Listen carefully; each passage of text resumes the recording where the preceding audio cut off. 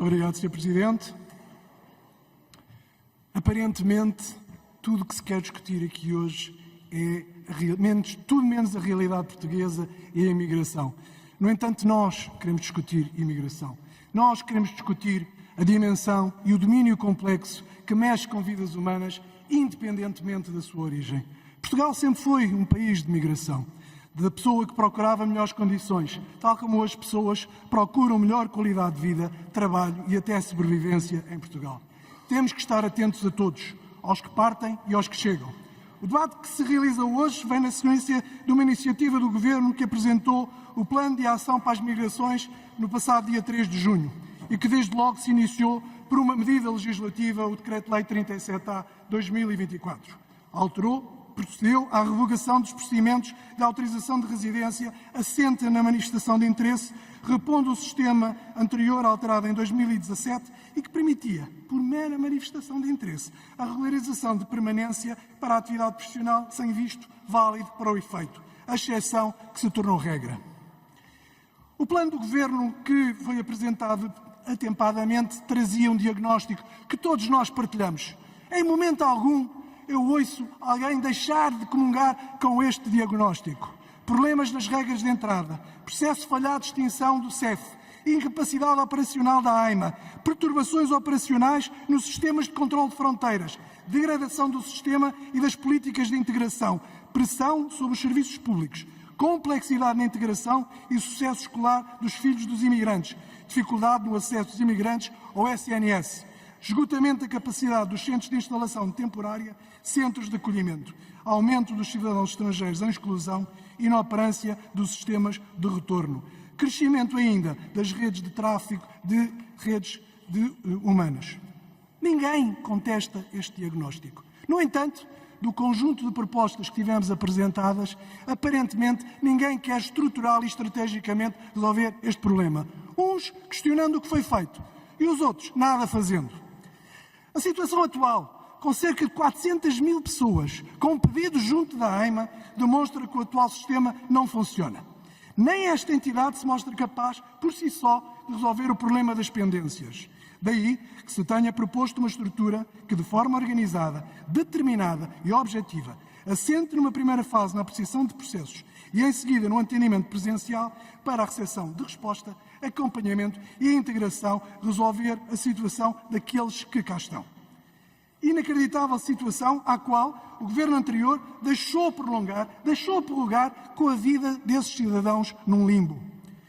Agora, questão diferente é aquela que se propõe no estabelecimento de cotas, da revogação de vistos para programas de trabalho.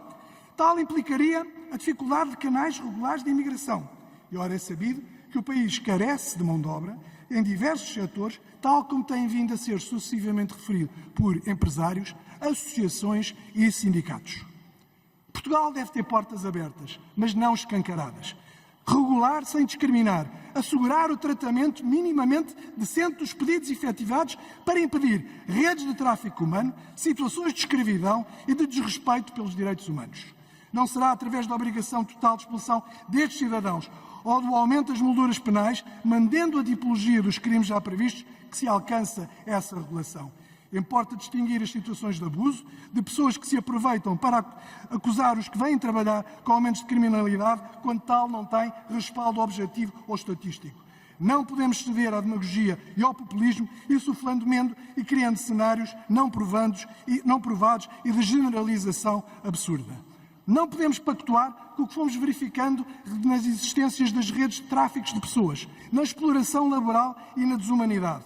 Não é aos imigrantes que se pode imputar esta situação, que são vítimas e não autores de crimes. E é aqui que as ações das forças policiais têm que intervir com vigor para salvaguardar a dignidade humana e os direitos humanos de cada um dos envolvidos. Abordemos a questão que mais discutida tem sido: o fim dos processos por manifestação de interesse. É preciso distinguir duas situações: os processos pendentes e os novos pedidos. Sobre as pendências já nos referimos. Sobre os novos pedidos, novamente o Governo cuidou de estabelecer um método, através dos consulados, que obriga a quem quiser vir trabalhar para Portugal tenha a sua situação regularizada previamente, solicitando a devida autorização para entrar em Portugal. O recurso abusivo e sistemático ao mecanismo anterior associada à enorme procura, às vicissitudes do moroso processo de extinção dos serviços estrangeiros e fronteiras e à ineficaz distribuição dos respectivos recursos e atribuição das várias entidades pré-existentes, contribuiu para que a situação do país na regularização e documentação dos cidadãos estrangeiros ficasse pendente em cerca de vários milhares de processos. Importa ainda referenciar a situação da AIMA. Todos assumem a situação complexa, mas não é através de um meio impraticável que aqui foi colocado hoje para discussão, contratando em 60 dias e contrariando as regras da administração pública, que vamos resolver os problemas existentes. É uma declaração simplista, não compaginável com uma solução estrutural para os problemas. É preciso mais, bem mais. Se a extinção do CEF foi polémica e pouco cuidada, a criação da IMA não correspondeu aos fins previstos.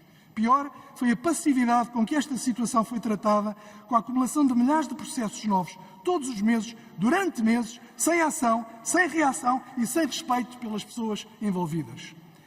Na generalidade dos projetos em causa, apresentando temas que nos merecem atenção, carecem de ponderação cuidada e integração numa estratégia global e objetiva vários dos projetos que aqui foram apresentados.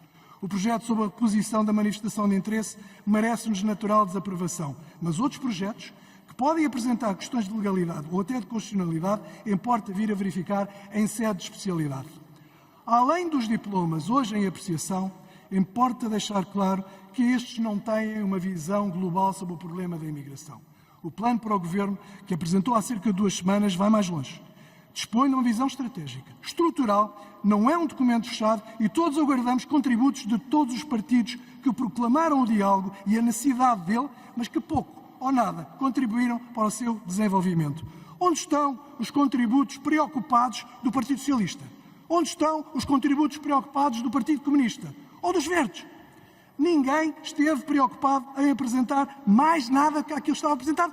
Concordam? Assentam com tudo aquilo que já foi apresentado até agora? O Plano de Ação integra soluções específicas para o Acordo de Mobilidade da CPLP, o qual nós concordamos. Resolve um problema que se mantinha preso por arames e que exigia uma apreciação. Também esse foi sucessivamente adiado. O reforço da fiscalização, através da criação de equipas para combater os abusos, saudamos a sua existência, saudamos a sua necessidade e saudamos, acima de tudo, a sua eficácia no combate das decisões que ainda estão por tomar. As 4 dezenas de medidas acrescentam direitos, não restringem. Regulam. Portugal acolhe, com dignidade e com cuidado. Se é verdade que precisamos dos imigrantes, estes precisam e acrescentam e contribuem para a economia do país, mas que lhes tem que também dar uma oportunidade, para lhes conferir integração, para contar com eles para, em simultâneo, proporcionar trabalho, vida, família, futuro, ajudando a construir o nosso futuro e o crescimento da nossa economia, sem traumas, sem demagogia e sempre com humanismo. Disse. Muito obrigada, Sr. Deputado.